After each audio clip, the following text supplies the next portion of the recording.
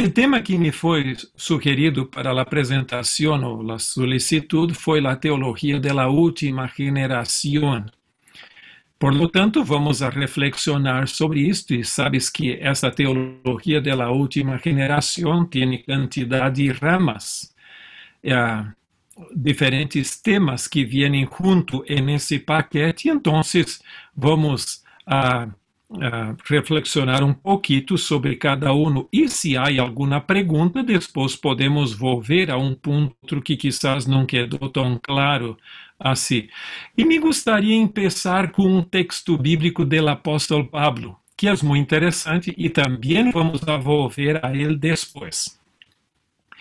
Em Filipenses capítulo 3, verso 12 a 15, nos diz: não que lo haya alcançado já, nem que já seja perfeito, sino que prossigo para ver se logro hacer aquilo que lo qual foi também sido por Cristo Jesus.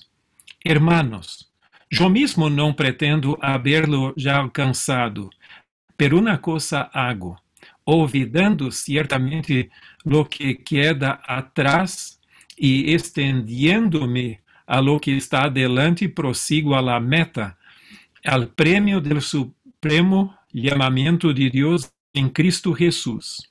Así que todos los que somos perfectos, esto mismo sintamos. Y si otra cosa sentís, esto también os lo revelará Dios.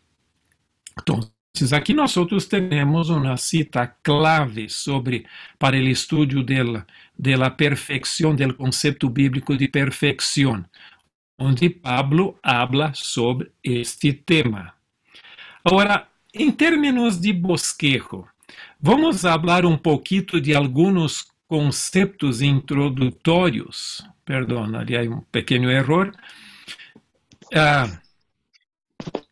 Então, para que tenhamos uma compreensão de nosso conceito de salvação, vamos falar um pouco sobre M.L. Andreessen, que é o padre do perfeccionismo moderno adventista, a controvérsia sobre o Questions on Doctrine, o livro que está disponível em espanhol, também no castelhano, como querem, sobre o título Perguntas sobre Doutrina.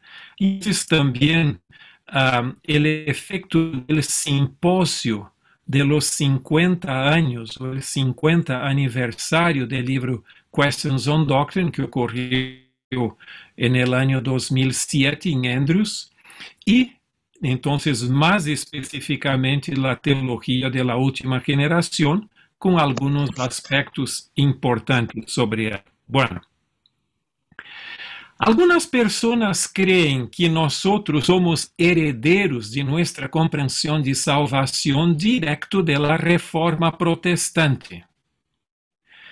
E que Lutero, Calvino e outros reformadores hablam da justificação por la fé, de la salvação por la gracia, e nós, os adventistas, somos herederos diretos desta compreensão. É interessante que Helena de White habla que nós somos herederos da reforma, somos os continuadores da reforma.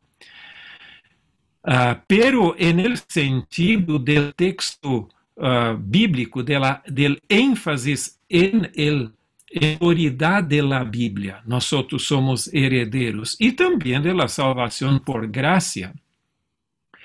Pero algunos buenos historiadores adventistas y teólogos se olvidam de um ponto que é clave e que não pode se olvidar dele.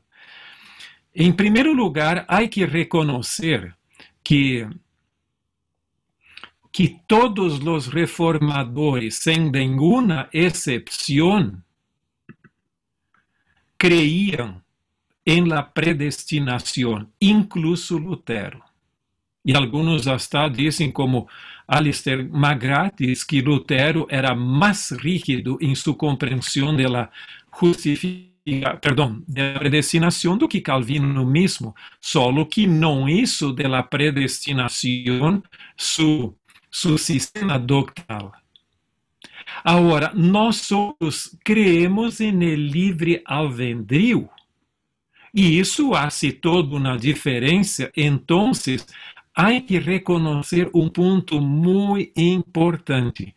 E esse ponto é, por supuesto, que nós somos herederos da reforma, pero tomando em conta a contribuição do metodismo, que era por excelência arminiano, ou seja, que creía en el libre albedrío. Y esta es nuestra herencia, porque nosotros no creemos en la predestinación. Entonces, no es algo automático la salvación, hay participación humana. Pero la pregunta es, ¿y cuál es la participación humana? Bueno, hay diferentes respuestas, pero nosotros creemos que la participación humana es la aceptación. Por lo tanto, la salvación no es algo simplemente para los elegidos, que Dios ya arregla la cosa y no tienes ni capacidad de elección. Nosotros creemos. Entonces, ese es un punto que no se puede olvidar en nuestra reflexión.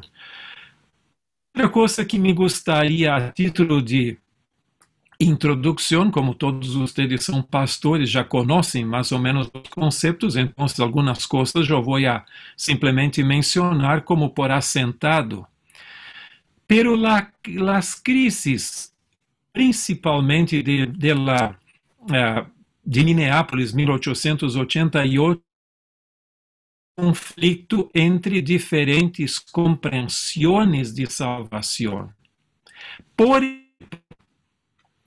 Uriah Smith, ou Uriah Schmidt, como querem chamá-lo, ponía mucho énfasis en los hechos humanos, y esto es un énfasis un poco más legalístico.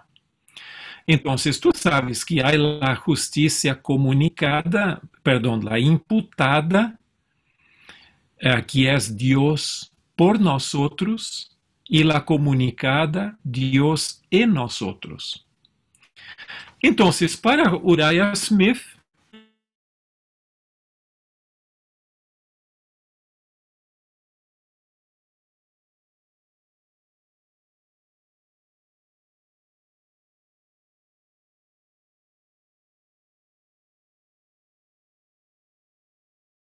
com a vontade de Deus, como está em sua lei, e agora.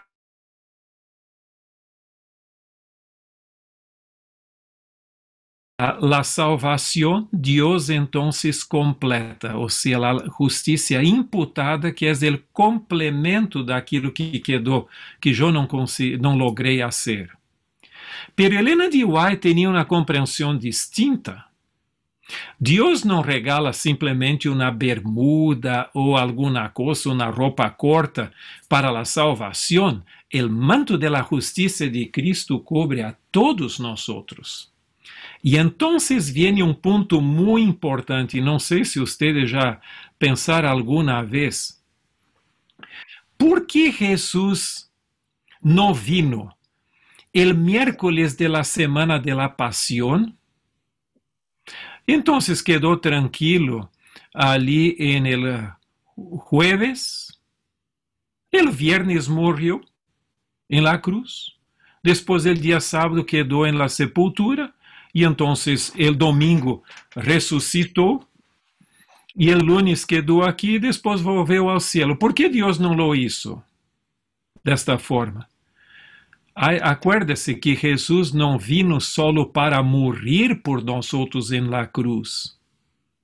Se ele hubiera venido solo para morrer, eu teria que passar por el mismo teste de obediência que Adão tuvo no jardim. Isso é impossível, porque eu tenho uma natureza humana caída. Quando eu aceito a Cristo, Jesus vino não solo para morrer por mim, para viver uma vida de obediência a Ele. Por lo tanto, eu obedeço não para ser salvo, pero porque fui salvo. E isto hace toda a diferença. Entonces, cuando yo acepto a Jesucristo, me es creditado no solo su muerte en la cruz, pero también su vida de obediencia. Entonces, la justicia imputada cobre toda mi vida. Entonces, Dios mira a Jesús, que está, si yo estoy en Jesucristo, Él mira a Jesús y entonces yo estoy salvo. Pero al mismo tiempo, la justicia comunicada va transformando mi vida más y más en esta dirección. Pero não há simplesmente um complemento do que quedou, todavia. Não, é el todo. Por lo tanto, isto é muito importante para nossa reflexão. Agora, muitas das distorções surgem porque pessoas creem que as moedas em Colômbia têm uma sola cara. Não, não é só em Colômbia, é em todo o mundo. As pessoas tomam lado de problema e olvidam-se do outro. Ou, por lo menos, enfatizam, põem muito ênfase em lado e se olvidam do outro. Tenha em consideração que toda moneda tem por lo menos duas caras, se tu não miras o borde também, pero por lo menos duas. Então, muitas vezes as pessoas lhe gusta tanto lado de tema e se olvidam do outro. Enquanto a teologia da última geração é exatamente o que pode ocorrer com muita facilidade. Negar isso ou então poner muito ênfase em ele. Bueno, el padre del perfeccionismo moderno adventista é conhecido como M.L. Andreessen, que foi o famoso teólogo adventista de muita influência em las décadas de 1930, 1940, por ali foi período onde ele exerceu muita influência e ele generou uma grande contribuição. E esta contribuição foi sobre diferentes temas, pero deles é o santuário por sua conta. E vocês conhecem o livro del meio. Há sempre ruído adicional, se alguém poderia quizás apagar seu micrófono. Bueno, vou vendo aqui. Mira, o livro El Santuário e seu Serviço, a primeira edição em inglês saiu no ano 1937 e é livro formidável. Tu tienes também em 1948 o comentário ao livro de Hebreus de M.L. Andreessen. Pero neste livro, El Santuário e seu Serviço, este del meio é simplesmente a tradução eu creio que da segunda edição mais completa do livro The Sanctuary Service de Andreessen. Pero tem capítulo al final do livro que é a última geração. E aí ele plantea os pontos que Deus está realmente esperando que uma geração viva em plena conformidade com Deus, e isto é como parte da preparação para a segunda venida e assim por adiante. No livro, o comentário de Hebreus, também ele habla pouco sobre isto, además de outros, eu creio que ele tem como uns, se não estou equivocado, nos 13 livros que ele sacou, alguns pequenos e outros. Então, pero aqui está mais ou menos a semilha disto que depois vamos falar pouquito. Agora, quando saiu as discussões que levaram à la publicação do livro Questions on Doctrine, Andreessen quedou muito chasqueado com o que chama a nova teologia e a apostasia desta teologia liberal. Em la revista Ministry, ou seja, em inglês, o Ministério, pastor Leroy Froom, que é muito conhecido e é o autor principal do livro Perguntas sobre Doutrina, ele sacó un artículo sobre la aplicación sacerdotal del hecho de expiación, del acto de expiación. Y en esta cita que parece muy interesante, no sé si alguien esté dispuesto a leer, quizás prender su micrófono y leer la cita para nosotros para que no quede solo un monólogo de mi parte. ¿Alguien está dispuesto a leer? La muerte expiatoria de Cristo en el Calvario proporcionó redención potencialmente para toda la humanidad. Es decir, Cristo murió provisionalmente por cada pecador en todo el mundo, que la eficacia de su muerte podría abarcar a todos los hombres en su barrera a lo largo de toda la historia humana. Ese es el tremendo alcance del acto de sacrificio de la cruz, una completa, perfecta y definitiva expiación por el pecado del hombre. Pero eso no es todo, ni es suficiente. Ese acto de expiación completado en la cruz es inútil para cualquier alma a menos que y hasta que es aplicado por Cristo nuestro sumo sacerdote y a propósito por el destinatario individual. Ali é um pequeno detalhe, problema de tradução, pero el punto es lo seguinte, en esta cita él diz que la expiación fue completa, perfecta y definitiva en la cruz. Pero él también dice que no es suficiente, que tendría que ser aplicada por nuestro sacerdote, sumo sacerdote en el cielo. Agora, o ponto clave nisto é que para Andriessen, ele não quedou com toda a cita, simplesmente sacou esta que está em amarillo, uma completa, perfeita e definitiva expiação, desconhecendo o contexto, e então dizendo que esta é uma herejia, porque a expiação é hecha en el santuário celestial. E hasta tu tienes el dia de la expiação. Como puedes dizer que está completa se há todavia expiação allá? Por supuesto que esta cita foi poquito distorsionada por el autor mesmo, poderia ter planteado de uma maneira pouco clara, pero isto quedou sendo repetido por Andriessen muitas vezes, que aqui vem uma herejia. Acuerde-se de ponto, eles não creiam que havia expiação em la cruz. Hasta Crosser não lo creia, que foi que estudou o santuário no início, e outros mais porque diziam que la cruz, a obra de expiação em la cruz, é obra de sacerdote. E em la cruz, os oficiantes eram os soldados romanos, eles não calificavam para ser sacerdotes, então não houve expiação em la cruz. A expiação só ocorreu em el santuário celestial quando Jesus começou seu sacerdócio. Pero se olvidavam de que em la cruz Jesus não era solamente sacrifício, ele era também sacerdote, porque ele se auto-ofereceu em la cruz. Então, esse é ponto que se olvidava.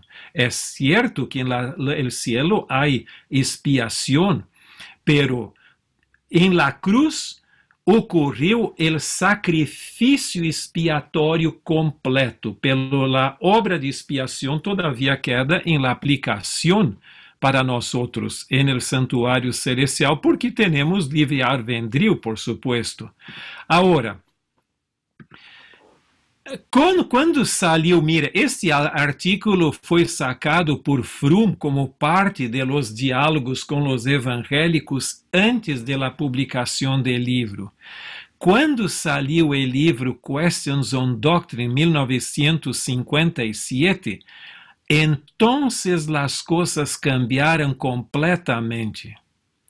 E em 2003, George Knight sacou uma edição anotada com uma introdução histórica e com notas, e que em 2008 foi publicado por IATPA e REMA também, como el tomo 2 de los clásicos.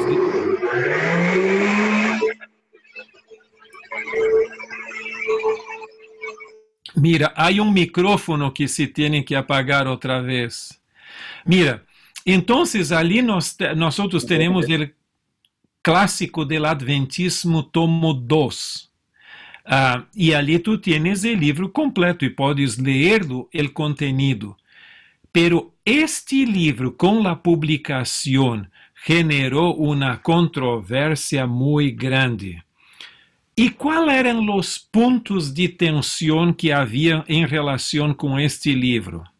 Bueno, en primer lugar, el concepto de expiación, que yo ya mencioné por qué.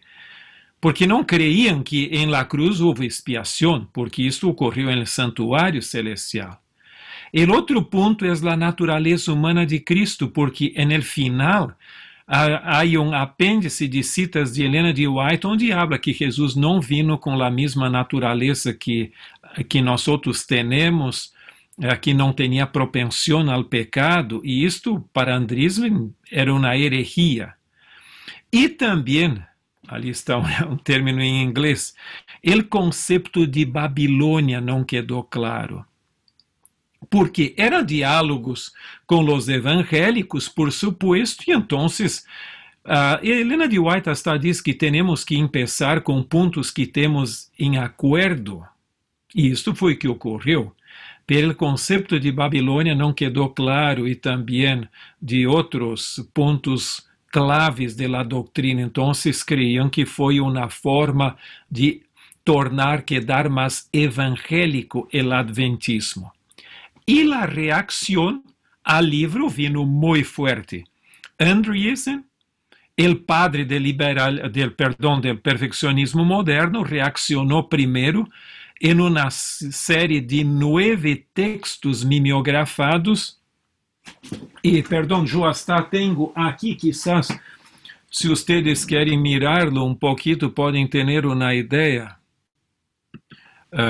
Aquí yo tengo algunos de ellos que eran más o menos, tenían este formato aquí. Ustedes que conocen, son un poco, tienen un poco más de experiencia, saben del mimeógrafo. Entonces él compartió, sacó 9 textos semejantes a ese, algunas hojas, e envió para pastores. Entonces, para intentar convencer de que el libro era una desgracia, que tendría que ser cambiado porque era uma forma muito liberal e assim por adelante. Agora, además disto, como os pastores não lo tomaram muito em sério, entonces ele enviou 6 cartas à la igreja no ano 1959, onde planteia todas estas questões de sua agenda. Isto generou muita confusão dentro da igreja, que hasta su credencial ministerial foi sacada dele. Há pessoas que dizem, pero mira, foi uma broma porque depois de muerto lo devolveram a credencial ministerial, pero porque o voto de darle outra vez a credencial, ou a licença ministerial, perdão, a licença ministerial, foi depois que ele já havia morrido e não se sabia da morte dele, pero é lo que ocorreu. Por isso generou muita convulsão adentro da igreja. Ora, com o simpósio do 50 aniversário do Questions on Doctrine em 2007, dá a impressão que a coisa vino depois com toda a força outra vez. E esta foi o simpósio em Andrews. Eu estava isso na apresentação também, e ali estavam 2 hermanos gemelos, Colin Standish e Russell Standish. Eles são australianos. Russell Standish hasta me dijo que sua teologia era em resposta a Desmond Ford e seu liberalismo. Russell quedou em Austrália pelo Colin Standish, vino aqui Estados Unidos, e aqui era o fundador e líder do Heartland Institute. Eles estavam ali, também tiveram suas apresentações, pero por supuesto não contentos com o livro. Eles sacaram muitos livros criticando o Questions on Doctrine como a apostasia de liderazgo da igreja, assim por adelante. Pero em relação com este simpósio, só em relação com este sacaram 6 tomos, que são os que estão aqui. O primeiro é a história do livro Questions on Doctrine, o segundo é a teologia do livro, e depois tu tienes os análises de la reunião misma ali, e coisas que eles plantearam nesses livros. Isso é só para que tu tenhas uma ideia do impacto e do problema que isso ha generado. E, por supuesto, esses dois tinham seus ministérios independentes. Agora, Herbert Douglas, mira, ¿te acuerdas que o padre do perfeccionismo moderno adventista era M.L. Andreasen? Pero, por sua vez, depois dos grandes líderes, era Mervyn Maxwell, professor de História da Igreja no seminário de Andrews, e Herbert Douglas. Herbert Douglas sacou vários livros em la década de 70, pero depois não teve mais muita influência. Pero depois de publicar seu livro Mensajera del Senhor, que lo puse em evidência outra vez, ele republicou alguns de seus livros, pero também escreveu uma resposta neste livro que está aqui contra o Questions on Doctrine. Isto é só para que vocês tenham ideia da controvérsia que se generou e que é a bandeira de los ministérios independentes de la linha de la derecha. Mas, agora, com isto em mente, só para que tu tenhas ideia que o tema é muito caliente, especialmente por estes ministérios, porque o livro foi publicado em la revista El Ministério Adventista em espanhol e português a largo de 16 anos, mais ou menos, em Sudamérica, e não generou nenhuma confusão. Em Argentina se sacou, eu creio que em 80...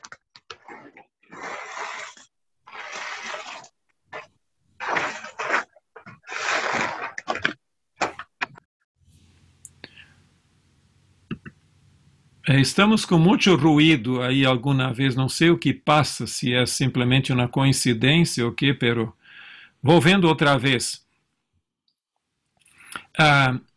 Em Argentina, hasta se sacou em 83, eu creio, uma edição de livro. E não generou muita confusão, não. Pero os ministérios independentes sempre lo consideravam como uma forma, uma expressão de apostasia da Igreja Adventista. Agora, as ideias daquilo que se conhece como a teologia da última geração, tu tienes, em primeiro lugar, no capítulo do livro sobre o santuário que eu los mencionei. No ano 1975 saiu um tomo, um livro publicado por Southern, uma editorial adventista, com 4 capítulos. E é interessante que 2 com ênfase em la teologia da última geração e 2 em contra. O título do livro mesmo é Perfection, the Impossible Possibility, ou seja, perfeição, la impossível possibilidade. Os capítulos em contra o perfeccionismo eram escritos por Edward Heppenstall e por Hans Larondelli, que escreveu sua tese de doutorado na Universidade Livre de Amsterdã, em Holanda, sobre perfeição e perfeccionismo. E então, os 2 favoráveis foi de Mervyn Maxwell e também de Herbert Douglas. E o livro, entre outros que há, pero o livro mais explícito de Herbert Douglas sobre sua teologia de la última geração é este, Why Jesus Waits, ou seja, ¿por que Jesus todavia não vino? E então tomam a cita clave é esta del livro Lecciones del Gran, perdão, Lecciones Prácticas de Jesus, como é a página 69 em inglês, onde diz que quando o caráter de Cristo se reproduzca perfeitamente em seus hijos, entonces Él vendrá. Entonces, esta es la idea de la teología de la cosecha. O sea, la cosecha só va a ocurrir cuando el fruto esté maduro para la cosecha. Ahora, involucrado en la teología de la última generación há 4 temas. E um deles eu não tive tempo de agregar, é a questão do conceito de pecado, que é clave. Em primeiro lugar, tu tienes a natureza humana de Cristo, que vino com tendência ao pecado como cada de nós outros. E relacionado com isto, para eles, pecado são hechos, transgressão de la lei, actos, e não uma condição necessariamente.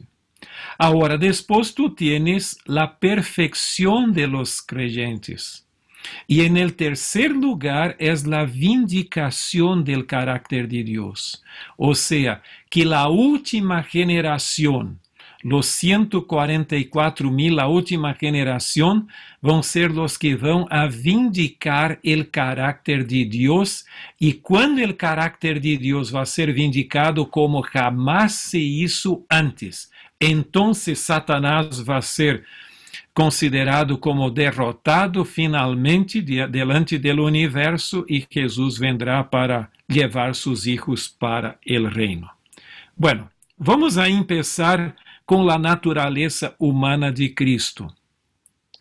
Há texto, se alguém seja tão amável para ler para nós outros, e não é o que está em la pantalla, pero é outro texto que nós outros temos em Marcos capítulo 7. Se alguém tem sua Bíblia e quer ler para nós outros, seria muito interessante. São Marcos capítulo 7, el verso 21 a 23.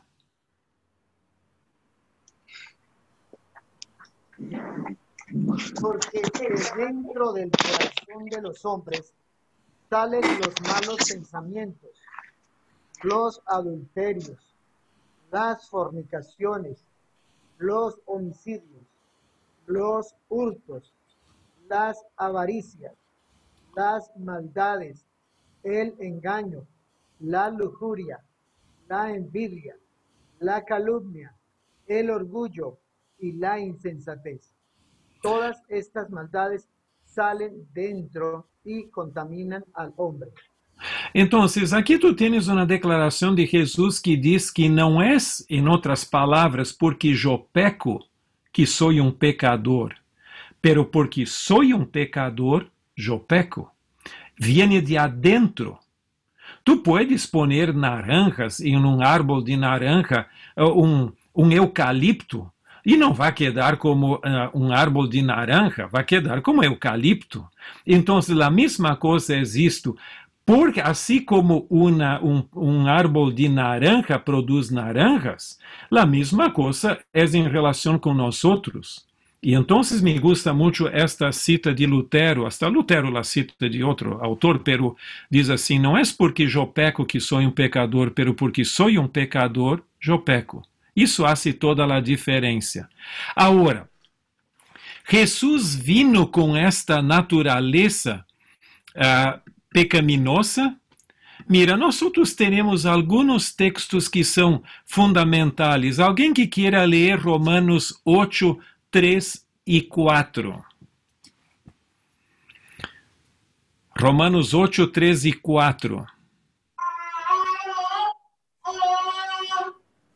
Lo que era imposible para la ley, por cuanto era débil por la carne, Dios enviando a su Hijo en semejanza de carne de pecado, y a causa del pecado condenó al pecado en la carne, para que la justicia de la ley se cumpliera en nosotros, que no andamos conforme a la carne, sino conforme al Espíritu. Então, o texto diz aqui, habla de la encarnação de Jesus e diz que ele vino à semelhança de la carne pecaminosa. Então, em outras palavras, Jesus assumiu a natureza de los seres humanos pecaminosos ou pecadores. Não vamos ingressar nisso solo para que tenhas ideia, esse é um dos textos, há outros também, pero só estou ponendo alguns. Outro é o texto de Hebreus 4:15. Alguém para ler? No tenemos un sumo sacerdote que no pueda compadecerse de nuestras debilidades, sino uno que fue tentado en todo según nuestra semejanza, pero sin pecado.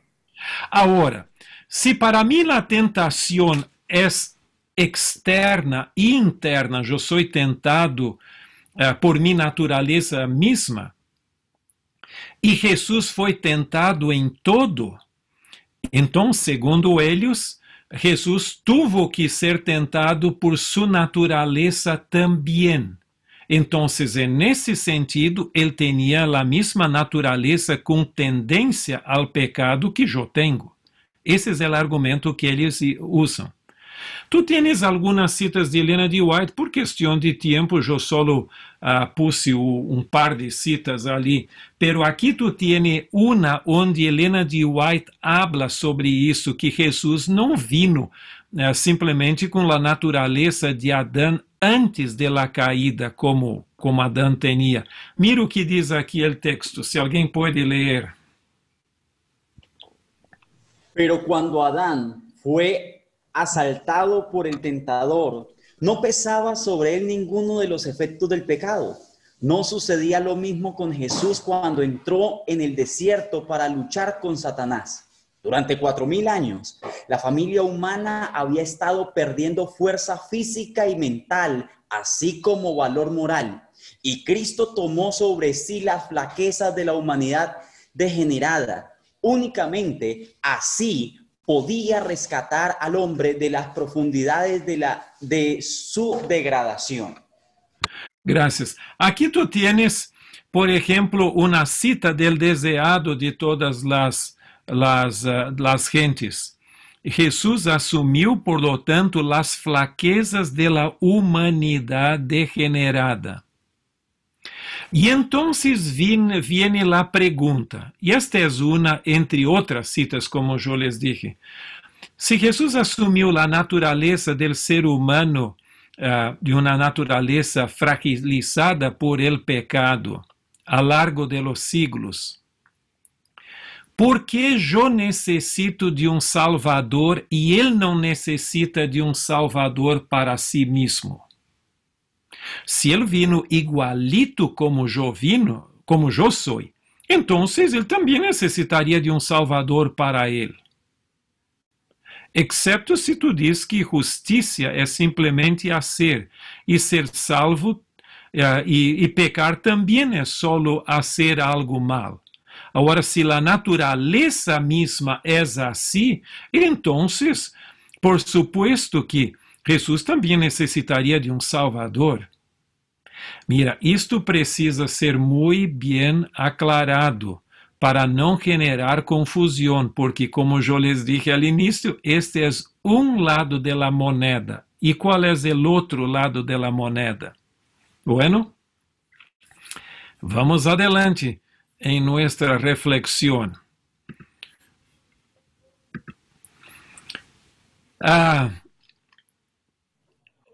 Ponto que é muito importante e que não se ha tratado em nossas discussões, ou por lo menos em los estudos que se habla sobre isto, é em que sentido Satanás degenerou a natureza humana depois com a caída em si. Entonces, mira, aquí hay dos citas que son muy importantes para nuestra reflexión y preguntar si Jesús realmente vino con esta naturaleza aquí que Helena de White dice. ¿Alguien para leer El conflicto de los siglos, página 495? Cuando el hombre quebrantó la ley divina, su naturaleza se hizo mala y llegó a estar en armonía y no en divergencia con Satanás. ¿Tú crees que Jesús vino con una naturaleza humana en armonía con Satanás? Esa es una pregunta. Eso sería, si así fuera, Jesús necesitaría de un Salvador para sí mismo, para liberarlo de Satanás. Ahora, otra cita.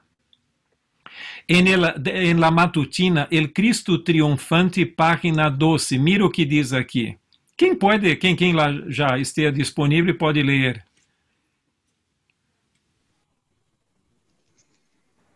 Tan pronto como el Señor, por medio de Cristo, creó nuestro mundo y colocó a Adán y Eva en el jardín del Edén, Satanás proclamó su propósito de transformar a los padres de la humanidad y enrolarlos en las filas de su rebelión.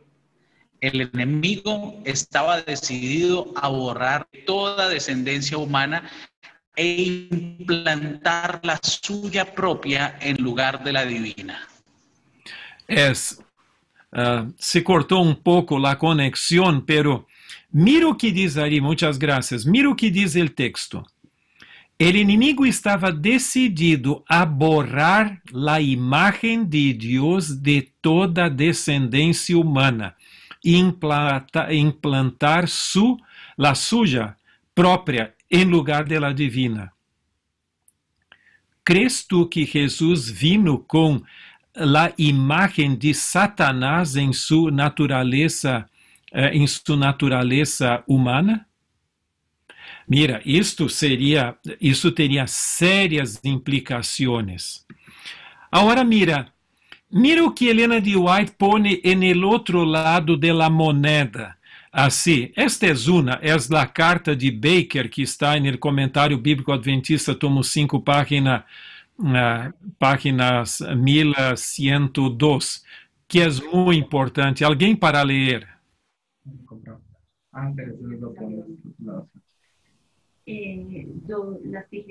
Sed cuidadosos, sumamente cuidadosos en la forma en que os ocupáis de la naturaleza de Cristo. No presentéis ante la gente como un hombre con tendencias al pecado. Él es el segundo Adán. El primer Adán fue creado como un ser puro y sin pecado, sin una mancha de pecado sobre él. Era la imagen de Dios. Podía caer y cayó por la transgresión. Por causa del pecado, su posteridad nació con tendencias inherentes a la desobediencia. Pero Jesucristo era el unigénito Hijo de Dios. Tomó sobre sí la naturaleza humana y fue tentado en todo sentido como es tentada la naturaleza humana. Podría haber pecado, podría haber caído, pero en ningún momento hubo en él tendencia alguna al mal. Fue asediado por las tentaciones en el desierto como lo fue Adán por las tentaciones en el Edén. Mira, nesta cita, Helena de White, e há outras também nela, se tu fores a ver nela, há alguns livros que põem as citas de Helena de White sobre esse assunto. Helena de White, cuide-se. E como apresentas a natureza de Cristo, porque em realidade não creio que a natureza de Cristo vino com a imagem e semelhança de Satanás. O foi degenerada por el pecado, por los 4.000 anos de pecado que houve, por lo tanto, sua capacidade física, sua capacidade mental e outras coisas, mas sua forma foram degenerados. Pero en él não estava a semelhança de Satanás em seu caráter. Una vez yo estaba hablando con una persona que creía que Jesús era igualito a nosotros. Entonces yo pregunté a él, ¿pero tú crees que Jesús vino con una naturaleza humana, espiritual y moral caída? Si así fuera, entonces não haveria outra possibilidade. Só um segundito. Oi, William. Eu estou na live. Tu tá com... Começou? Há tempo. Mira, perdão por la interrupção. Entonces, yo pregunté a la persona, pero no creo que tú veniste con una naturaleza humana degenerada en el sentido moral y espiritual. Porque si así fuera, él necesitaría de un salvador para sí mismo. Es en ese sentido que Elena G. White plantea muy claramente el asunto. Ahora, hoy se usa mucho una expresión y cada vez más de que la naturaleza humana de Cristo fue afectada, pero no infectada por el pecado. Esto hace toda la diferencia. Él sufrió, estuvo en desventaja de Adán antes de la caída, pero él no fue corrompido, o sea, no tenía la imagen de Satanás en su naturaleza humana. Ahora, la pregunta que viene, muy bien, pero ¿cómo entonces tú explicas el texto de Hebreos 4:15 que dice que Jesús fue tentado en todo, pero sin pecado? Bueno, a mí me gusta mucho o que plantea el Dr. Sakai Kubo en su libro Calculated Goodness. Él dice lo seguinte, que en el desierto de la tentación, ¿y por qué es importante el desierto de la tentación? Porque Elena G. White mismo pone aquí la última sentencia en esta cita. Podría haber pecado, podría haber caído, pero en ningún momento hubo en él tendencia alguna al mal. Fue asediado por las tentaciones del desierto como fue Adán, por las tentaciones en el Edén. Ahora, la pregunta es, ¿Jesús tuvo las mismas tentaciones que nosotros tenemos? ¿En la forma? No creo. Por ejemplo, Jesús no fue tentado en la famosa ciudad de Cali, o donde sea que tú estés,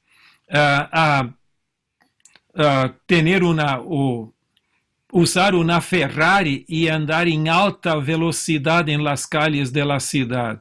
En aquel tiempo no habían carros, no habían autos. Ahora, tampoco él tenía tentaciones típicas de una mujer. Él era hombre. Y un amigo de Dinamarca una vez me dijo, y a mí me gustó, él dijo, mira, Jesús no fue tentado a repetir pecado o pecar una segunda vez en la misma dirección porque no pecó en la primera. Entonces hay que cuidar, pero como él fue tentado en todas las cosas, él no fue tentado, por ejemplo, a practicar sexo virtual. No, eso no. Solamente cuando se friega es que suena, pero el resto no. Harold, por favor. Todo el día es así. Harold, cierra el micrófono, Harold. Ay, pues, música. Perdón. Bueno, volvemos a... Jesús no fue tentado, por ejemplo, a practicar sexo virtual, porque en realidad la internet no existía en aquel entonces. Entonces, cuídese con esto, porque poner como si todo fuera igualito. Pero Jesús fue tentado en las grandes esencias de la tentación. Y esto es que hace toda la diferencia. Y a mí me gusta mucho, como yo empecé a hablar aquí, que Sakai Kubo sugiere que la esencia de la primera tentación, transformar piedras en pan, sería agir independência de Deus, ou seja, independiente de Deus. Por sua vez, a segunda tentação foi, agora tu te juegas aqui abaixo e tus ángeles vão te proteger, os ángeles de Deus. Superdependência de Deus, fazer o que Deus não prometeu fazer. Quizás tu poderias perguntar, pero quanto mais dependência de Deus não seria melhor? Pode haver uma exageração da dependência de Deus?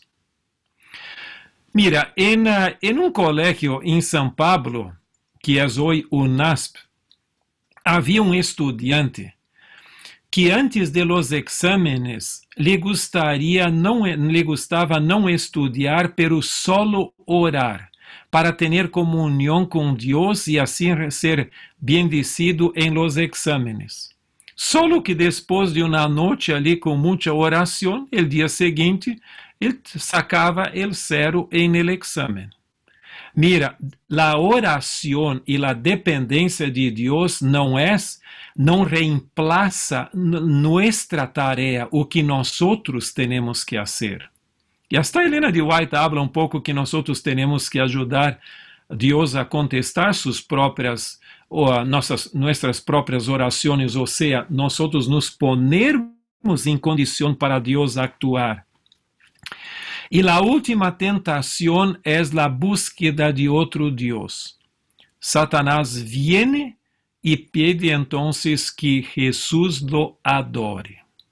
Caramba, a criatura, a criação pedindo ao Criador para adorá-lo. Então, qualquer tentação que tu vas a enfrentar em la vida vai cair em uma destas três grandes essências da tentação. Ou a tentação vai tentar te levar em independência de Deus,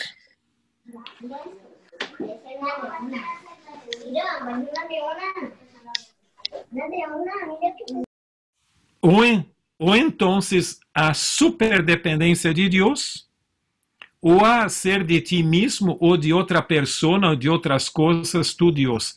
Então, Jesus não foi tentado em toda a forma específica de tentação, pero em las grandes essências.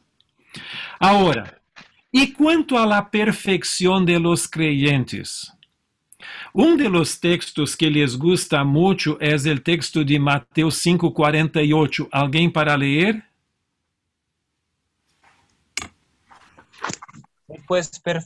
Sed pues vosotros perfectos, como vuestro Padre que está en los cielos es perfecto. Bueno, entonces tenemos que ser perfectos como Dios. Caramba, solo que en esta sentencia es muy importante la partícula que dice sed, pues. El pues es una partícula conclusiva. Por lo tanto, isto significa que esta es la conclusión de la discusión anterior. En este sentido, o que significa? Significa que não é simplesmente uma declaração sed perfectos. Não. Nós temos que ser perfectos em nossa relação com o prójimo, assim como Deus é imparcial em suas relações com os seres humanos. Esse é o ponto. É uma perfeição não inerente, ou seja, essencial, pero uma perfeição de relacionamento. E se tu tens dúvida em quanto a isto, vas ver que o texto paralelo de Lucas 6:36 diz o que mesmo. Sed, pues, misericordiosos, como também vuestro Padre es misericordioso. Entonces, además del contexto, el texto paralelo del Sermón del Monte también aclara ese punto. Pero ahora viene la cita que leemos al inicio. ¿Alguien dispuesto a leerla otra vez?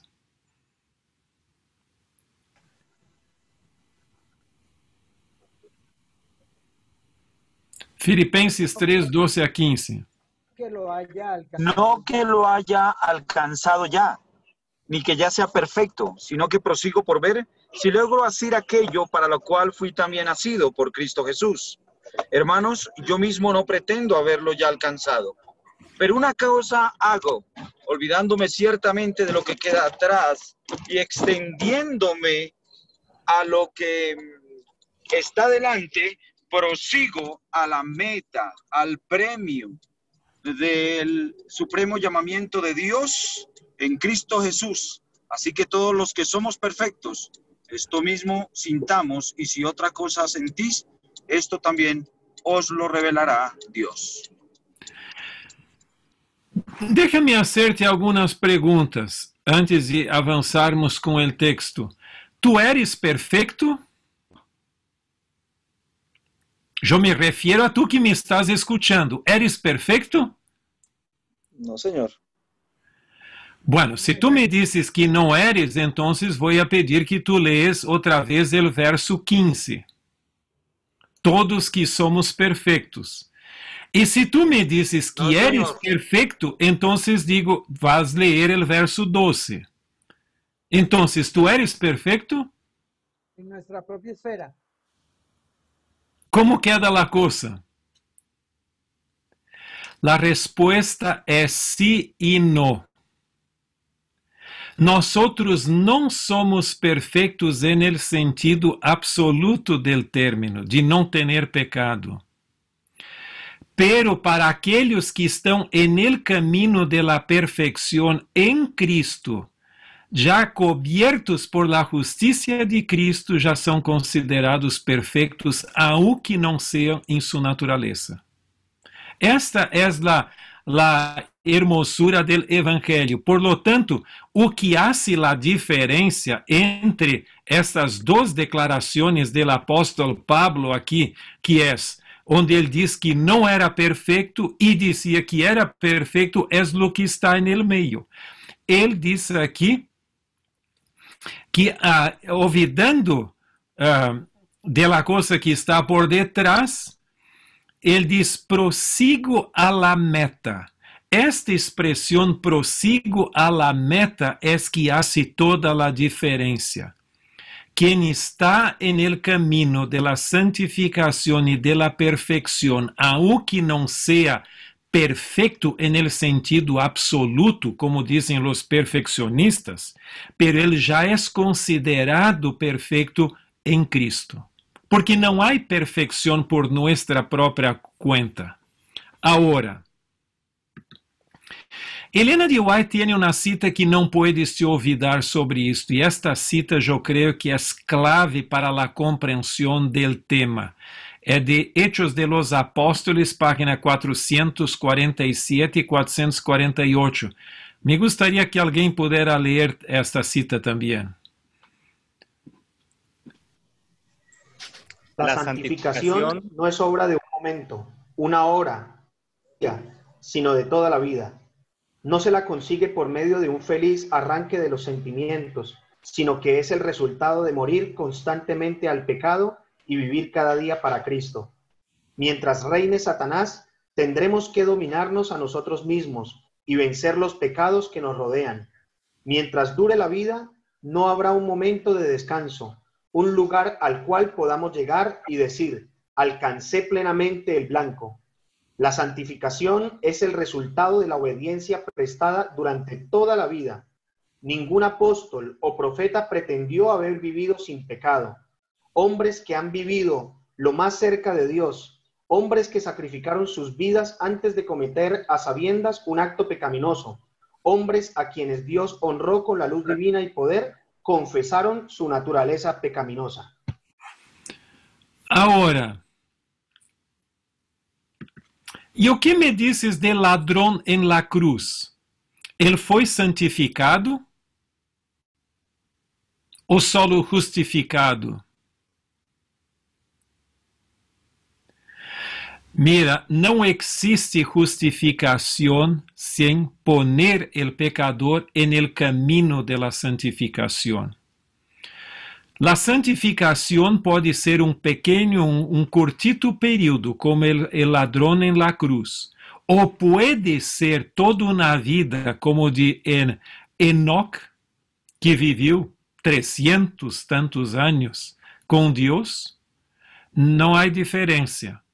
Es toda la vida. Ahora, en esta cita que nosotros leemos aquí, es muy importante, son muy importantes algunas declaraciones. Por ejemplo, ali diz, mientras reine Satanás, tendremos que dominar nosotros mismos y vencer los pecados que nos rodean.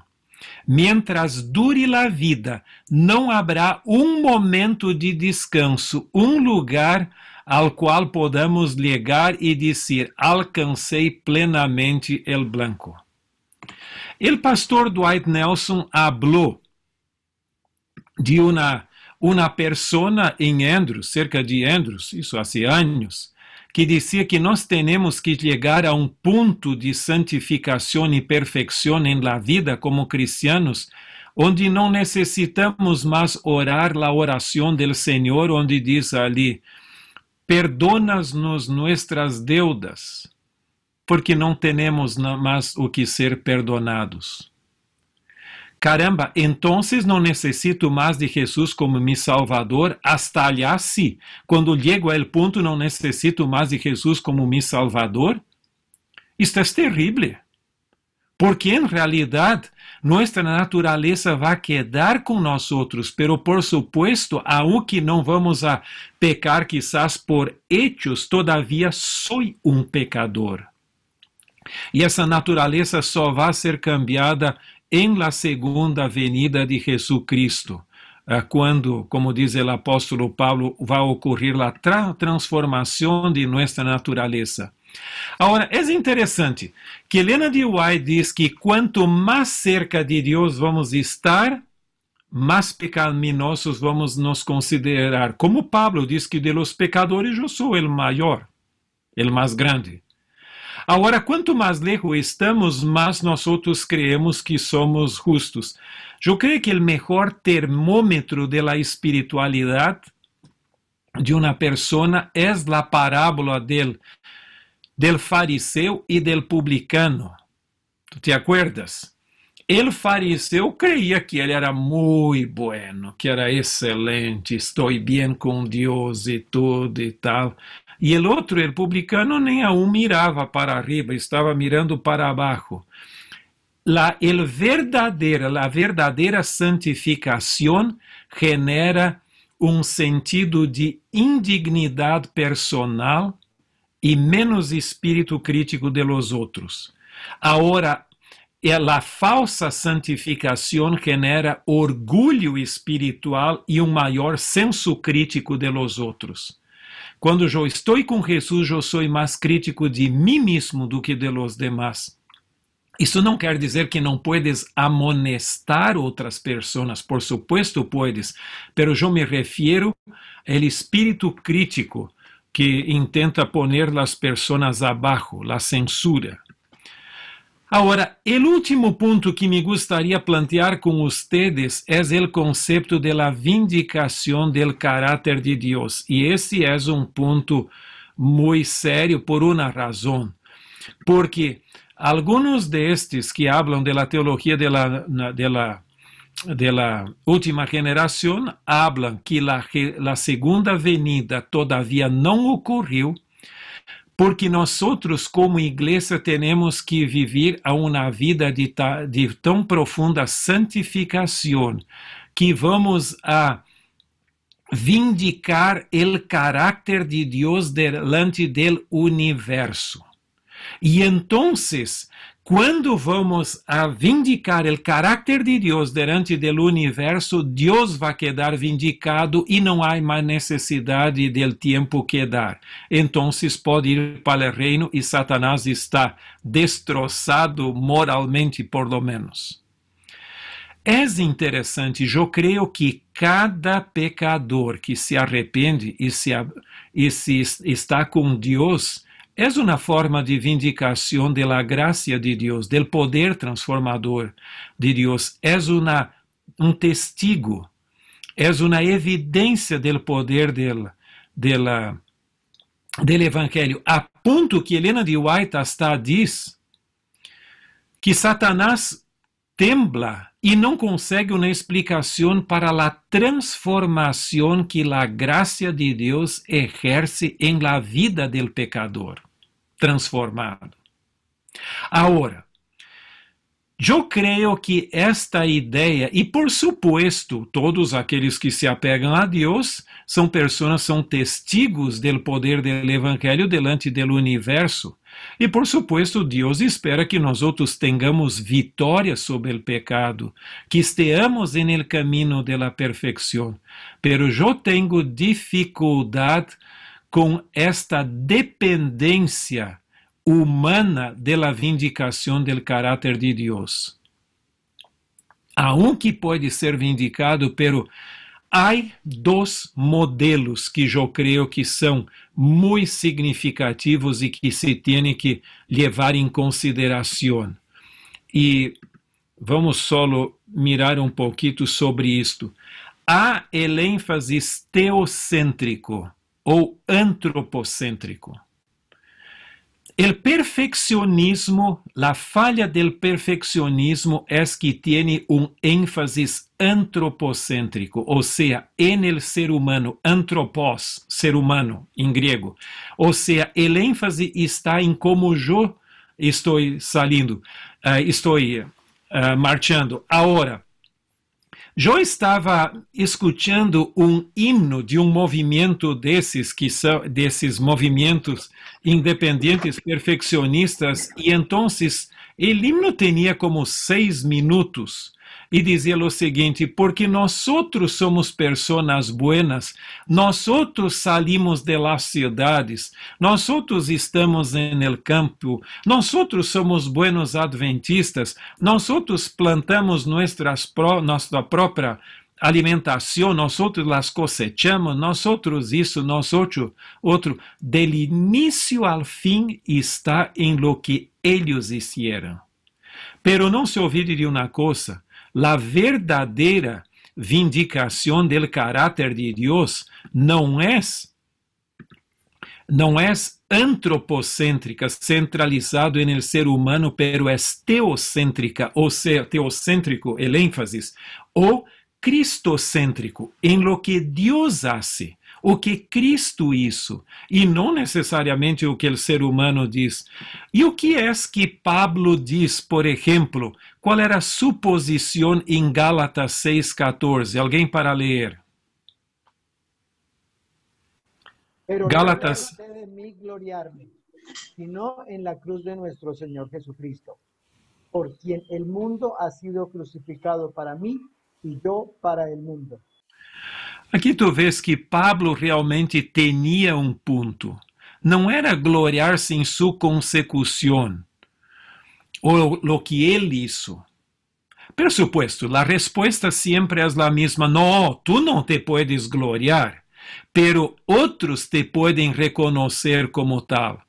Cuide-se com isto, então é uma coisa: eu te vou a alabar e tu vas me alabar, e assim estamos bem, porque não podemos nos auto-alabar, podemos alabar uno a los outros? Não. Pablo tinha um solo ponto, que é a cruz de Cristo como seu motivo. Agora, eu não tive tempo hoje por la mañana de buscar la cita en el comentario bíblico em espanhol.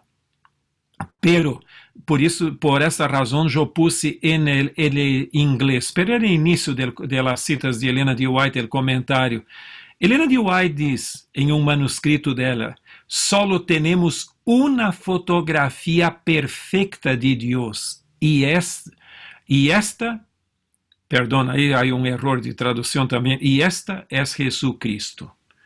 Então, te digo uma coisa: nós podemos lograr algo por la gracia de Deus, pero la suprema vindicação del caráter de Deus delante del universo foi la persona de Jesucristo, su vida, su muerte, su resurrección, el misterio de la encarnación. Nada lo puede reemplazar. não é uma geração de crentes perfeitos del final de los tiempos, aunque Deus quer que nós nos preparemos para a trasladação. Helena de White habla sobre isto, pero nadie pode reemplazar a suprema, final e definitiva vindicação del carácter de Deus em la persona e obra de Jesucristo. Agora, me gostaria solamente ainda agregar alguns detalhecitos aqui. Em realidade, este caminho de perfeição, de santificação, mira, Helena de White não tem uma doutrina de perfeccionismo que é antropocêntrico e é a exageração. Ela tem uma doutrina de santificação e perfeição. Então, todos nós estamos en el camino de la santificación, o por lo menos tendríamos que estar rumo a la Nueva Jerusalén, imitando a Jesucristo como nuestro ejemplo, que es nuestro Salvador y Señor de nuestra vida. Y esto hace toda la diferencia. Pero no podemos empezar a jugar com nossa salvação como hizo Pedro. ¿Te acuerdas que Pedro começou a desviar os olhos de Jesus e a mirar para si mesmo? E o que ocorreu com ele? Foi uma desgraça. Nós só estamos seguros mientras mantenemos os olhos em Jesus. E te acuerdas que esta pintura que está en el White State aqui da Associação General é como a de Mona Lisa. Jesus, tu podes ir para um lado, para o outro, Jesus sempre te está mirando. A pergunta não é se Jesus está cuidando de nós outros, é se nós outros estamos realmente com Ele. E então, alguns todavia perguntam, e qual é o mensaje de 1888? Mira, para eles é realmente a santificação ou a perfeição e a natureza humana caída de Jesucristo. Para Helena de White não ingressou nestes detalhes. Para ela era o ênfase cristocêntrico. E duas expressões que Helena de White usa em seus escritos, eu creio que são clave sobre o mensagem e o ênfase de 1888. Los incomparables encantos de Cristo e la verdade como é em Jesus. Esse é o ponto, essa é a essência. E não vamos ingressar em outros pontos, porque esse é o ponto clave do assunto. E eu creio que está muito bem também puesta en esta cita de Helena de White. Se alguém puder ler, não necessita ler a referência de nossa elevada vocação, solo a cita.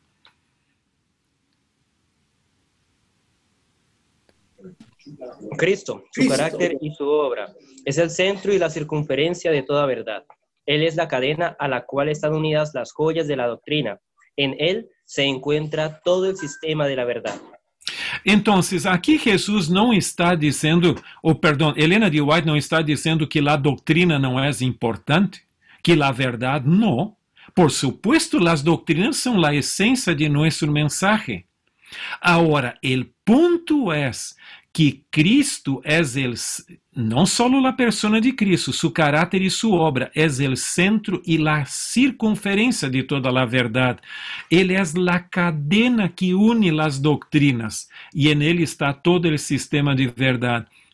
Se alguém te pergunta o que é o mensaje de 1888, bueno, segundo as teorias que estão por aí, cada um tem sua teoria, de Jones e Wagner, como se forem extensões da voz profética de Helena de White, o que ela diz que Deus los usou em 1888.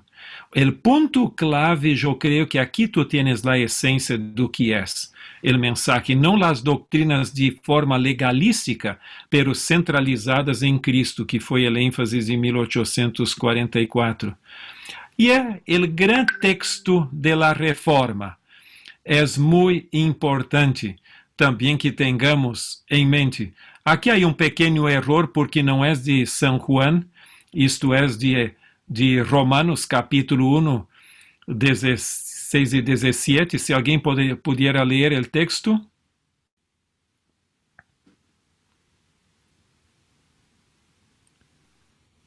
No me avergüenzo del Evangelio, porque es poder de Dios para salvación a todo el que cree, primero al judío y también al griego.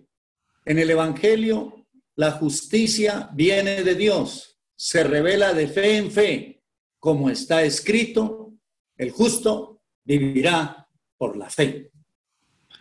Bueno, que nosotros podamos no solo comprender la cuestión de la teología de la nueva generación, hay puntos claves importantes, pero no la exageración, y que podamos no solo predicar a otros y corregir quizás algunas distorsiones que hay, pero vivirmos también una vida de santificación y perfección, no perfeccionismo, en preparación para la segunda venida, porque Jesús también espera que nosotros seamos testigos de Él, no solo en palabras, pero en ejemplo, y vivir una vida de santificación. Que Dios bendiga a ti, tu familia, y muchas gracias. Si hay preguntas, estamos disponibles. Muy bien, entonces, compañeros, Pastor Emerson, no sé si está el Pastor Abdiel, que nos ayuden a coordinar el asunto de las preguntas. Pastor Danilo Céspedes, con eso pues podemos coordinar un poquitico las preguntas.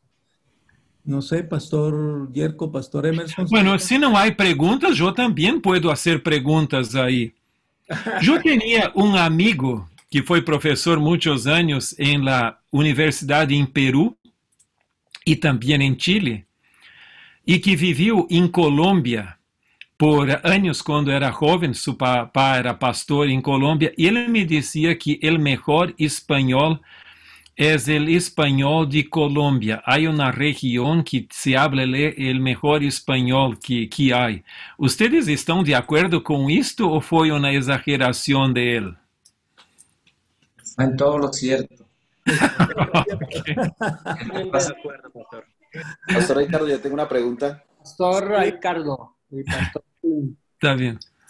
Hay una pregunta en el chat que hizo un compañero al inicio, entonces no sé si la podemos considerar, Pastor Tim, y es acerca de las tentaciones. La verdad es que pues, no manejo muy bien aquí este tema para devolverme, pero si alguien me ayuda a devolverme al inicio, hay una pregunta por ahí, si Cristo fue tentado de adentro hacia afuera o de afuera hacia adentro. Creo que fue la pregunta que ¿Fue leí. tentado de afuera hacia adentro, de dentro hacia afuera? Pregunta Martín Álvarez. Exacto. Entonces, a ver si podemos, Pastor, iniciar con la segunda pregunta. Usted ya hizo la primera, ya le contestaron que es cierto. Entonces, vamos a escuchar la respuesta a la pregunta del compañero. Mira, en realidad, yo porque soy un pecador, yo soy tentado de afuera, o sea, pelos sentidos que hay, y ya está, el Nuevo Testamento habla ali de las salidas, y también la Biblia habla de las salidas de la vida, y también, yo creo que en el Nuevo Testamento también habla que tenemos que cuidar de nuestra exposición a la tentación y todo. Pero el problema es que yo soy tentado no solo por la de afuera, pero de adentro. Hay una doble tentación de mí por mi naturaleza misma. Ahora, Elena de White, aunque los que enfatizan el perfeccionismo dicen que Jesús fue tentado por su propia naturaleza también. Si yo tomo en serio lo que Elena de White pone en algunas citas, él no fue tentado por su naturaleza, porque no vino con una naturaleza espiritualmente caída. Mira, si así fuera, él tendría que tener un salvador para sí mismo. Y además, Dios es un fuego consumidor al pecado, como la naturaleza divina, santa, podría convivir com a natureza humana pecaminosa. Então, o texto mesmo que diz que ele foi tentado em todas as coisas, diz também, pero sem pecado. E esta parte, as pessoas se olvidam, lhes gustam mais quedar com a parte que diz tentado em tudo, pero diz sem pecado. Então, eu creio que Jesus foi tentado a tentação foi externa. Agora, há ponto. Ele foi tentado mais do que nós outros por uma razão. Como ele não caiu em tentação, ele experimentou toda a força da tentação, hasta o limite, que é diferente do que quando eu sou tentado hasta ponto e depois calgo. Então, não tenho toda a força da tentação, se eu vengo a cair em pecado. Agora, então, esse é ponto. Não podemos poner Jesus exatamente como nós outros, porque ele não vino para provar que eu puedo obedecer por minha conta hoje. Porque eu sou prisioneiro do pecado. Ele vino provar como segundo Adão, que Adão poderia ter obedecido no jardim e não lo hizo, pero com desvantagem Jesus, porque vino com a natureza física e morfológica enfraquecida por el pecado, debilitada por el pecado. Então, neste sentido, sim. Pero, então, mira, déjame solo agregar ponto que é fundamental. Para os perfeccionistas, eu tenho Jesus é mais mi modelo do que substituto. Eu tenho que obedecer como ele o hizo. Agora, para os de la teologia de justificação forense, Jesus é praticamente solo mi substituto e não mi modelo. Então, ele obedeceu por mim, estou bem. É as duas coisas. Eu sou acreditado por la obediência de Jesus em minha vida e isto genera uma transformação e me põe no caminho da obediência. Então, esse é o ponto que se tem que tomar em conta. Ok. Está bien. Pastor Ricardo, sí. Pastor, hay otra pregunta con relación a ese tema del modelo. ¿En qué punto específico, o si podemos llegar a ese reduccionismo, en qué punto específico Jesús es el modelo? ¿Cómo es el modelo para nosotros? Bueno, eu creio que sua vida de obediência é modelo, é ideal para nossa vida também. Então, ele não é solamente, mira, ¿te acuerdas que eu digo que nós temos que poner em combinação Jesus como mi substituto e mi modelo? Então, o que é salvação? ¿Te acuerdas que em Mateus diz que seu nome seria Jesus?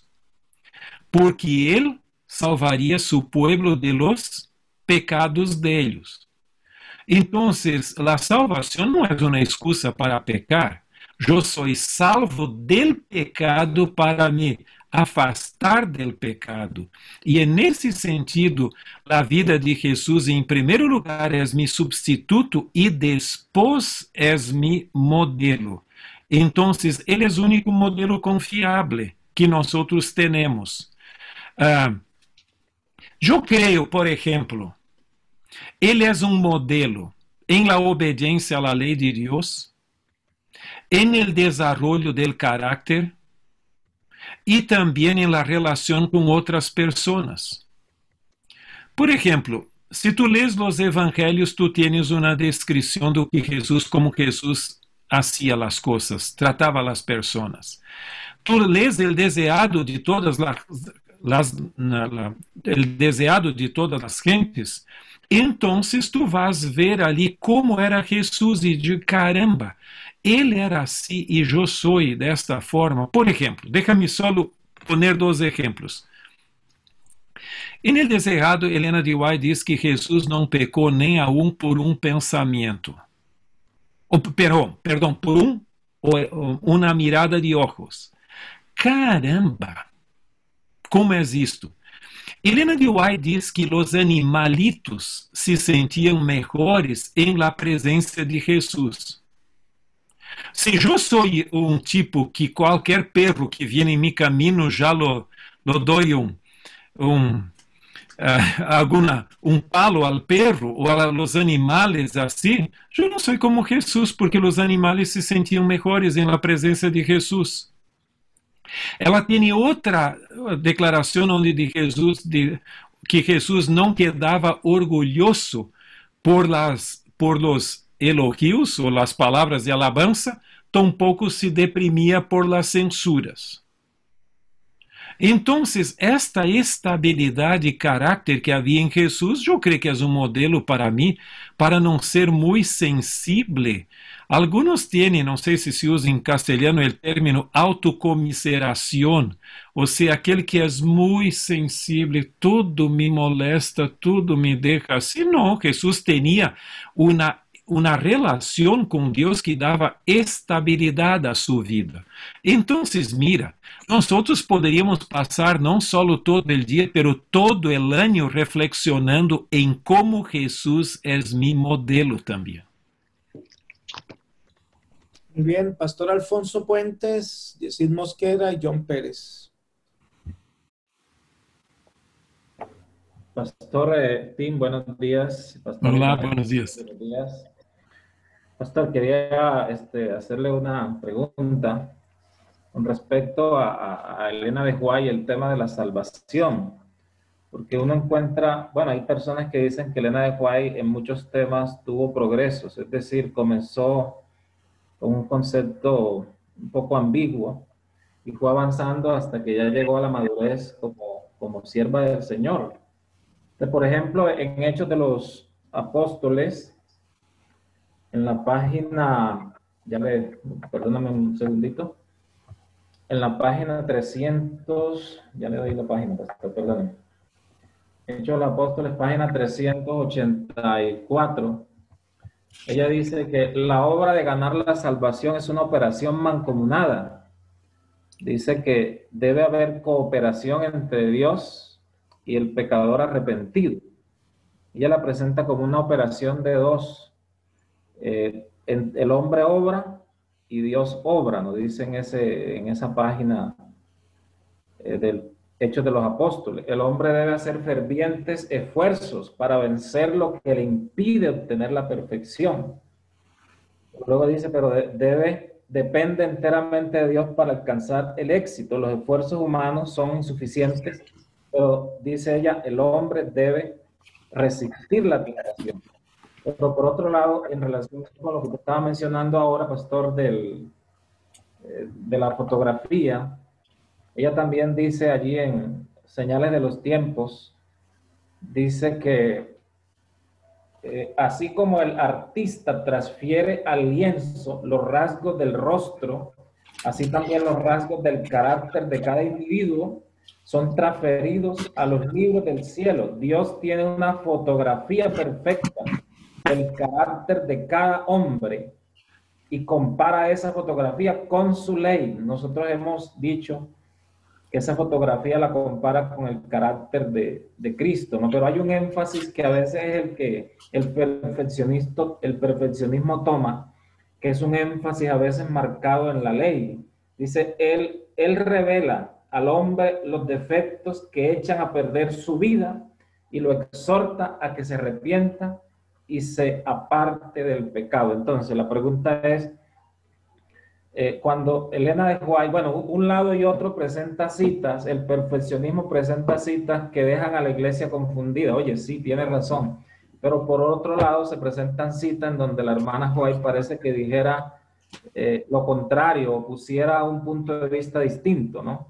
Entonces la pregunta es, ¿Elena de White en sus escritos tiene un desarrollo en cuanto a ese tema de la salvación o es simplemente mala interpretación? Mira, por supuesto que hay un desarrollo en la comprensión de la verdad, y profetas también crecen en su comprensión. Pero si yo tomara en serio lo que fue dicho del desarrollo, entonces tendríamos una dificultad por una razón. ¿Cuál es el año de publicación del libro Los Hechos de los Apóstoles? Fue el año 1911. Um de los últimos livros publicados por Helena de White. Se a teoria del desarrollo estivera tão clara assim, então neste livro deveria existir só graça. Há um autor americano, que é Alden Thompson, professor de teologia em Walla Walla College, e ele sacou uma série na década de 80 em La Review, em inglês, que é del Sinaí al Golgota, o al Golgota. E então ele diz que o Antigo Testamento era o Deus del palo, de la lei, porque o pueblo não tinha a compreensão de la gracia de Deus, de la justificação por la fé, assim por adelante. E no Novo Testamento solo vino la gracia de Deus de uma forma caramba. E também diz que Helena de White, ele depois sacou um livro também, Skipping of the Flames, eu creio que é o título, tenho aqui o livro. Ele diz o seguinte, que Helena de White, hasta 1888, tinha um ênfase legalística, e que depois de 1888, então foi um ênfase mais em la gracia de Deus. Por supuesto que houve mais ênfases. Por que houve esta tendência? Agora mira uma coisa. Porque a igreja necessitava disto. No início necessitava dizer por que tu, o que justifica tu existência. ¿Te acuerdas que cada movimento novo que surge tem que enfatizar os pontos distintivos de sua fé para dizer por que não és parte de uma das igrejas, de las outras demais igrejas? ¿Por que estás empezando? Bueno, porque nós temos, además disso, temos aquilo, aquele outro. Solo que o ênfase em la lei, como Helena de White diz, generou um ênfase legalístico que tinha que ser corrigido e Helena de White participou disto. Pero esta cita que tu leeste de los libros Hechos de los Apóstolos é uma cita muito postrera. Por exemplo, o livro El Conflicto de los Siglos, que foi publicado em 1888 em sua forma, a revisão para 1911, 1910, 1911, ali, não houve um câmbio significativo. Simplesmente agregaram as fontes e alguma coisa, o ênfase quedou ele mesmo. Há que acordar-se de uma coisa. Helena de White mira diferentes ângulos do processo de salvação. O processo de salvação tem 3 declarações que têm que ser mantidas juntas, para não distorcionar as coisas. Em primeiro lugar, nós somos salvos por la gracia de Deus. Em segundo lugar, somos justificados por la fé. E em terceiro lugar, somos juzgados por las obras. Agora, dá a impressão que hoje eu posso falar muito de graça e está perfeito, pero se hablo del juicio, então estou mal, sou legalista. Mira, há 2 textos bíblicos que me gostaria de compartilhar com vocês sobre esse ponto, e um deles é muito conhecido, que é Efésios, el capítulo 2, e los versos 8 a 10. Mira o que diz o texto, e vocês conhecem de memória, tá? Porque por graça sois salvos por meio de la fé. Então, salvos por graça, por meio de la fé que justifica. Isto não de vosotros, pois es dom de Deus, não de obras, para que nadie se glorie. E los los predicadores populares hoy le gusta esos dos versos y hasta los evangélicos, pero no le gusta el verso 10, que dice, porque somos hechura suya, creados en Cristo Jesús para buenas obras, las cuales Dios preparó de antemano para que anduviésemos en ellas. Entonces, el verso 9 dice, no por obras, y el verso 10 dice, para buenas obras. Este equilíbrio é que se necessita manter. Pero hoje, se tu hablas de obras, és um legalista. Pero também alguns hablam só de obra e não hablam de la gracia. Mira, há outro texto que é fundamental, que é Santiago, capítulo 4, verso 7. Santiago 4:7 diz, someteos, pues, a Dios e resisti al diablo, e ele huirá de vosotros. Mira, aqui tu tienes el equilíbrio. Se tu solo te sometes a Deus, pero não resistes el diablo, então eres um antinominianista. O antinominiano, ou seja, aquele que não lhe gusta a lei. Solo a graça, isso é a graça barata, como diz Dietrich Bonhoeffer em seu livro sobre esse tema. Agora, também, se eu solo resisto ao diabo sem submeter a Deus, sou um legalista. Aqui tu tienes a correta sequência. De minha parte, eu não tenho como resistir ao diabo, pero com Deus capacitado por su poder, eu posso resistir ao diabo. Pero aqueles que dizem que somos legalistas, a eles lhes gusta solo submeter a Deus, pero não resistir ao diabo. Por que não manter o equilíbrio entre estas duas coisas? E isto hace a diferença completa. Helena de White, tu tienes todo este conjunto completo. Tu tienes fuerte ênfase em la graça de Deus. E há um ponto.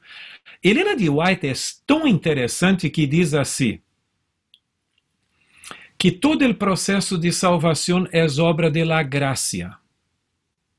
Ela diz hasta que la fé é um dom de Deus, por isso a Bíblia lo diz também. Pero Helena de White agrega que hasta el arrependimiento é um dom de Deus. E nós muitas vezes creemos, bueno, Deus manifesta sua graça e eu me arrependo por minha conta. Então, o arrependimento é por minha conta. Helena de White diz, não, é um dom de Deus. Pero entonces, ¿cuál es la participación humana si hasta la gracia, la fe y el arrepentimiento y las buenas obras son dones de Dios? En el camino a Cristo, Helena de White tiene una explicación de aquel texto de San Juan capítulo 12 que diz que quando eu for elevado em la tierra, todos vou atrair a mim mesmo. Ela diz, al pecador tudo o que necessita é mirar a la cruz. E se ele não resiste o poder atrativo de la cruz, ele vai ser levado em arrependimento ao pé de la cruz e a transformação se opera. Então, mira, esta para mim é o mais claro imagem do que é a participação humana. É não resistir o poder atrativo.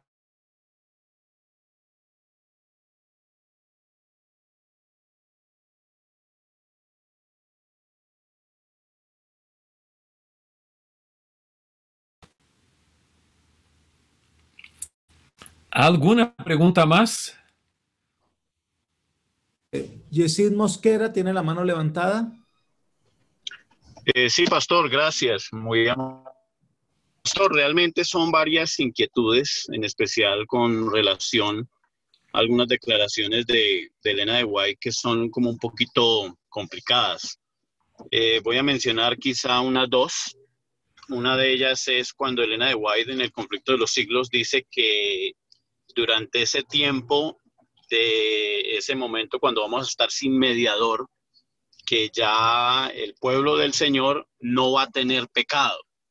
Bueno, yo he tratado de explicar eso diciendo que el pecado no se enseñorea. No quiere decir que no sean pecadores, sino que el pecado ya no los gobierna. En ese sentido, pues lo he explicado yo, ¿sí? Otra declaración de ella es la que aparece, si no estoy mal, en el discurso maestro de Jesucristo, cuando ella dice que la ley de Dios se puede cumplir perfectamente, ¿sí? Entonces, una declaración bastante fuerte. Me gustaría de pronto una orientación. Y un tercer punto es el tema de ese tiempo cuando vamos a estar sin mediador. Entendemos que no está diciendo que vamos a estar sin Salvador. O sea, una cosa es que estemos sin mediador, otra cosa es que estemos sin Salvador. Siempre nuestra salvación, incluso en ese momento, va a ser por la justicia de Jesucristo, no por méritos nuestros. Pero hay un tema ahí interesante que me gustaría de pronto, Pastor, se nos puede orientar un poco, y es cuando se hace tanto énfasis en que el Espíritu Santo ya no va a estar, en que Jesucristo ya no va a ser mediador. Entonces la pregunta mía es, ¿el Espíritu Santo no está para quiénes? ¿Para los impíos? ¿Para los que ya fueron marcados, sellados con la marca de la bestia? ¿Nosotros vamos a seguir teniendo el Espíritu Santo? Segundo, sabemos que ese estado de impecabilidad absoluta pues es falso. Eso quiere decir que incluso en ese tiempo, cuando vamos a estar sin mediador, no vamos a ser impecables. Es decir, seguiremos siendo pecadores. Seguiremos cometiendo faltas, así sea inconscientemente, ¿sí? Involuntarias, por decirlo así, equivocaciones. En ese momento, entonces, ¿Jesucristo sigue siendo nuestro mediador? Esa es mi pregunta con relación a ese tema. Gracias. Mira, excelentes preguntas, como las demás también, pero yo creo que tenemos que quedar con el paquete como y mucho de la respuesta. Tú mismo ya aclaraste en ese sentido y estoy en acuerdo. En primer lugar, por supuesto que el sacerdocio de Cristo, o sea, su mediación y su obra de juzgamento va a chegar a um fim. Em um momento vai chegar um momento onde vai terminar seu trabalho. E então isso é que se chama el cierre de la puerta de gracia. Segundo Helena de White, os creyentes vão estar tão cerca de Deus que não vão ter vontade de pecar. Pero hay que hacer una diferencia entre pecar conscientemente y ser un pecador. Y yo creo que eso tú planteaste muy bien, que en realidad nosotros vamos todavía a ser, ser pecaminosos, porque en realidad si no fuera así, que ya estamos con la carne santa, como algunos empezaram com esta herejía, entonces o que Pablo habla por exemplo, em 1 Coríntios capítulo 15, ali el final, quando vai haver la transformação, que todos outros vamos a ser transformados, e aqui tu tienes, por exemplo, 1 Coríntios 15, el verso 52, que el mortal vai ser transformado, ou perdão, 53, el mortal em imortal. Não só isto, el corruptible em incorruptible. Então, a transformação é aqui, e nós temos o conceito de que a justificação é a vitória sobre, ou seja, é el perdón, o sea, en la justificación, la culpa del pecado es eliminada. En la santificación, el poder del pecado. Y por su vez, la glorificación es la presencia del pecado. Se me dices que a porta da graça já arregla tudo ali, a transformação nossa, então não necessita de transformação por la segunda venida. Não é a este ponto, e eu creio que tu planteaste isso muito bem, a diferença entre pecados conscientes e a natureza pecaminosa que todavia vai quedar, pero subjugado, ou seja, sea, sob control de la actuación del Espíritu Santo. Ahora, Jesús no va a ser más nuestro mediador después del cierre de la puerta de gracia, y cada destino va a ser, ya está definido, pero es el cúmulo de legalismo dizer que não vamos a tener el Espíritu Santo. Ali é que vamos ter mais del Espíritu Santo todavía para nos manter, porque há ponto muito claro. Elena de White diz que o Espírito Santo vai ser retirado de la tierra, ou seja, del mundo, pero jamás ela habla em nenhum momento del Espírito Santo ser retirado de los creyentes. Não. Porque senão seria realmente uma autossuficiência espiritual do ser humano, onde agora hasta aqui o Espírito Santo está bem. Daqui por adelante não necessito mais do Espírito Santo. Nenhuma pessoa pode viver em vida de santificação sem a habitação do Espírito Santo. E perdão, isto é uma herejia. Não é simplesmente ponto de vista. O Espírito Santo vai quedar com os creyentes. Muy bien, aquí hay una pregunta en el chat.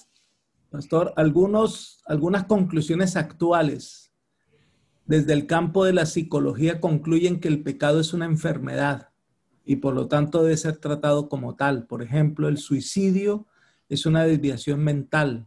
El homosexualismo es una desviación de la conducta sexual. El robo es cleptomanía, entre otros. ¿Qué respuesta desde la perspectiva adventista se tiene al respecto? Buenos días, yo hice la pregunta. Entonces tú estás con ganas de ya contestar la pregunta, qué bueno. No, solo que quiero contarles que en estos días tuve un caso de un pariente de un adventista que se suicidó y me hicieron la pregunta sobre el tema del suicidio. Bueno, ¿el Señor le perdona por haberse suicidado o qué? Y pues en el tintero está ese caso, esa situación. Y me acordé de lo que algunos desde el área de la psicología pretenden decir, que el pecado en realidad es un problema, es una enfermedad. Entre tantos conceptos de pecado, fíjese que está el que dice que es una equivocación consciente. Mira, esse é o ponto, sabes que a doutrina del pecado é muito importante, porque de la compreensão que tu tienes de pecado vai ser tu compreensão de salvação. Porque salvação é a reversão do estado de pecado, ou a solução para o problema de pecado. O problema é que muitas vezes hablamos de salvação e não arreglamos o problema de pecado antes. Seria como construir uma casa sem um fundamento. Então, por isso a doutrina do pecado é fundamental em todo o plano de salvação. Agora, a psicologia, tu tienes a psicologia quizás pouco mais vegetariana, pouco mais adventista ali, pero os psicólogos negam, muitos deles, por lo menos humanistas, que o ser humano, que o pecado é a natureza, que é o pecado. O ser humano é bueno por natureza e depois queda pecaminoso.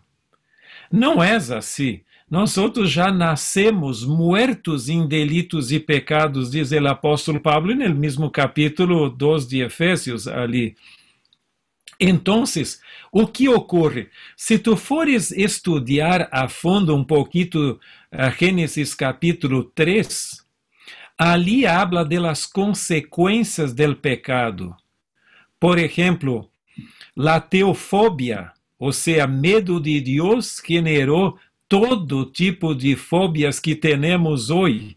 Por exemplo, tu tienes el medo de Deus, tu tienes depois, tu vas ver que psicologicamente o ser humano tuvo medo. Depois, Al mismo tiempo, el ser humano empezó a acusar uno al otro. Su naturaleza humana fue afectada, hasta la ecología también.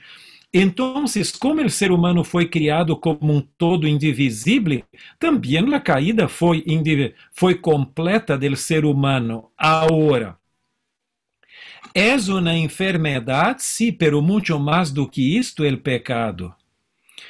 Porque yo puedo decir, mira, es una enfermedad, entonces yo estoy justificado a pecar. Pero al mismo tiempo que es una, vamos dizer, una enfermedad o una desgracia que heredamos, não há justificativa para el pecado, porque, em primeiro lugar, Pablo diz que nadie es tentado a más allá de su fuerza. Pero Deus tem uma solução. Porque onde houve pecado, onde abundou o pecado, superabundou a graça de Deus. Então, a solução foi mais forte do que o problema do pecado mesmo.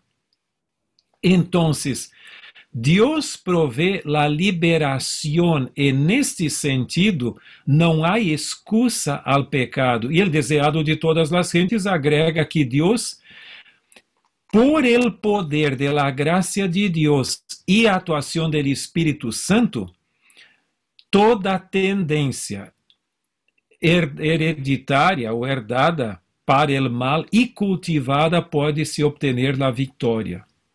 Entonces, não há excusa al pecado, pero, como hablaste ali, sempre há esta questão ali de dizer, mira, ele peca, ele é um ladrão porque não davam regalos, os padres não davam regalos a ele. Então, tem como se fosse uma repressão,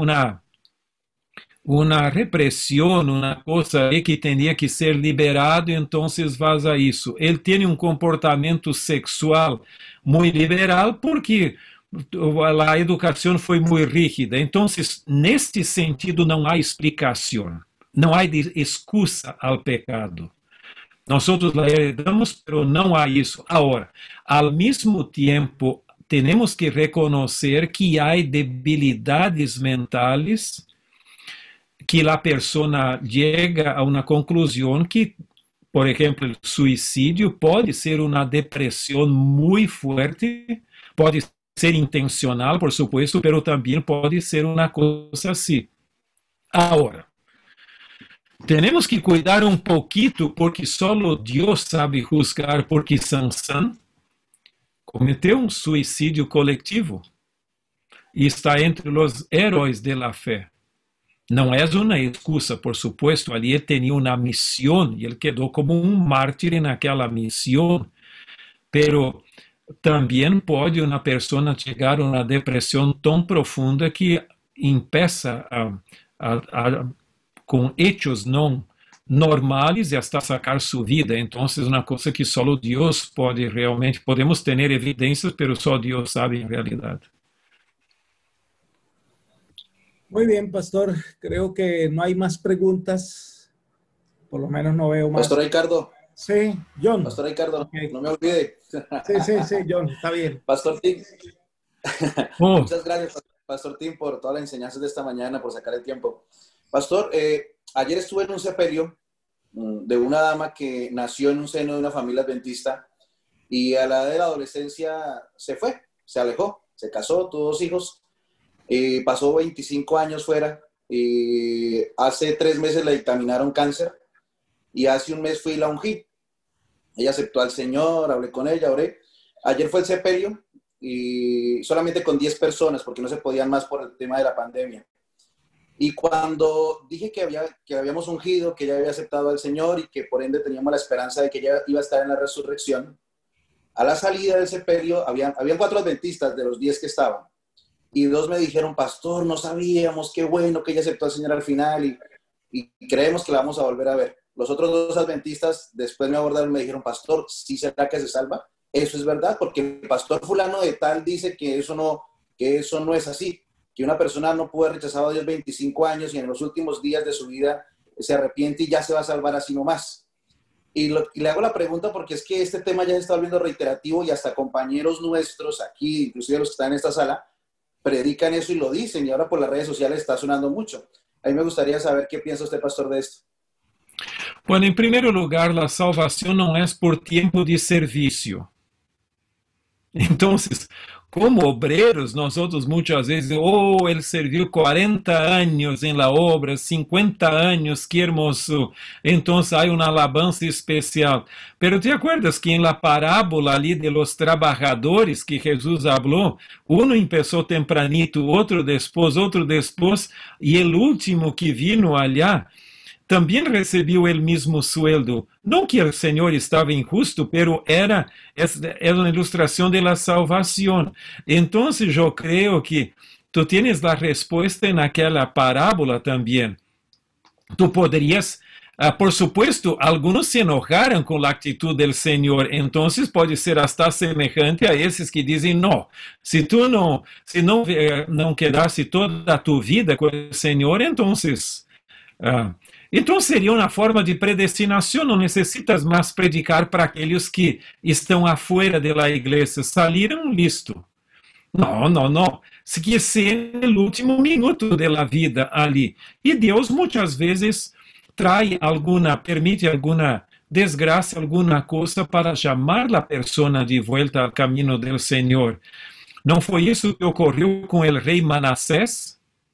¿Cómo estas personas entonces explicarían la situación de Manasés? O de Sansón? O del ladrón en la cruz? Fue más o menos semejante. Entonces, yo creo que mientras hay vida, hay esperanza. Y Dios lo sepa, aunque sea en el último minuto de la vida. Yo no soy el juez de las personas, pero nuestra misión es para todos. Entonces, yo no creo que ahora porque la persona salió de la iglesia no merece más la salvación, no. Yo digo, alabado sea el Señor por la experiencia de esta chica. Ahora, si va a estar en el cielo o no, solo el Señor sabe. Esto es una cosa porque muchas veces mi arrepentimiento puede también no ser genuino. Pero yo creo que tú hiciste tu parte y las evidencias son de que ella va a estar en el cielo. Bueno, muchas gracias, doctor Alberto Tim, por este espacio que nos ha dedicado. Creo que ha sido muy edificante y hemos quedado bastante